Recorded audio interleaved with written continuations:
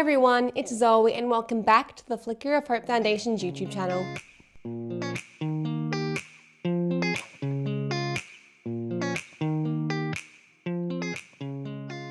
Okay, so before we actually get into the video, I just want to let you know this video will actually be in two parts and this is part one. So I hope you enjoy it.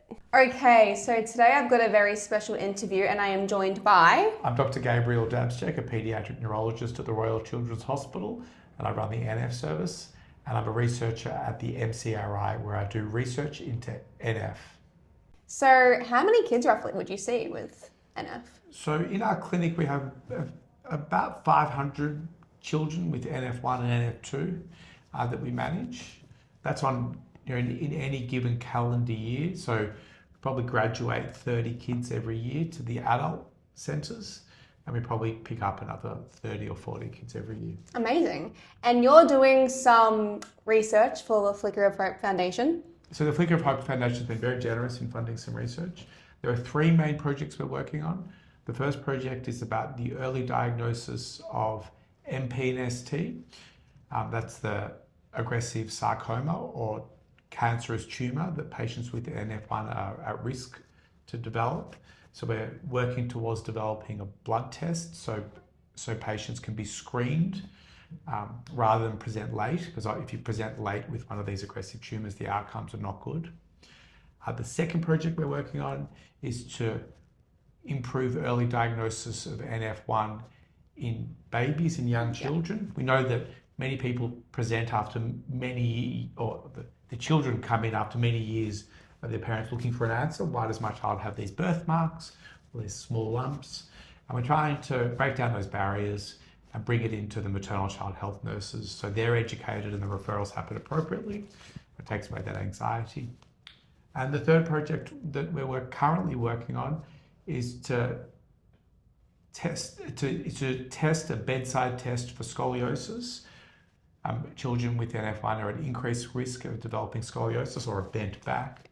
And we just want to see that there's a very good clinical test we do in the clinic, and it's been recommended, the most recent recommendations, that it happens every year or every time you see your NF specialist. And we just want to evaluate how effective it is and get it out there into the literature so more people are doing it. So you're very busy at the moment, there's lots happening. Yeah, between the research and the clinic, it does keep us very busy. Yeah, so obviously a lot of these projects are very kind of like a ongoing thing, so it's very hard to kind of grasp whereabouts you are in the research. So it's all very incremental, you need to be very patient. So in terms of developing the blood tests, we've been lucky and fortunate that many people volunteered to give blood samples and tumour samples, and they're currently under an analysis, and we should hear from our colleagues up in Sydney soon how good the blood test is looking. With regards to the other tests with the early diagnosis, we've got a meeting with the Maternal Child Health Network next week. We look forward to starting a pilot with them soon. And the scoliosis project is just about to roll out. We just have to get the last sign-off from ethics. Yeah, so I guess obviously the main hope for all of these treatments or research is that obviously it's going to improve the lives of people living with NF and to help. That's exactly it. So the research questions that we're trying to answer have been generated from clinic. So people come to clinic and they are worried of developing an aggressive tumour. And optimally, you could have a blood test to screen you so you could get treated early, because we know that the outcomes are better if the tumours are treated early. We see patients every month who have been through a long diagnostic journey, all the way back to when their child was 6 weeks old with birthmarks. And we want to break that journey down from when the birthmarks are first apparent to getting a clinical diagnosis, to take away that uncertainty and that anxiety. And we have unfortunately managed children with late diagnosis of scoliosis.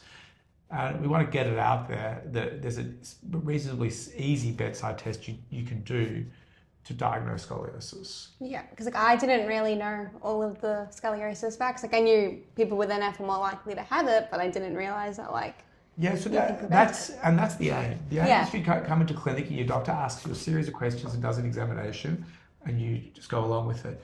without knowing that behind every question, behind every examination, we're looking for a different complication of NF. Yeah.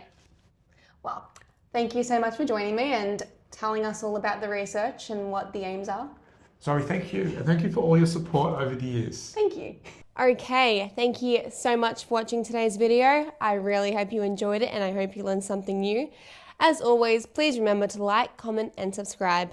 Thank you for watching and I'll see you next time.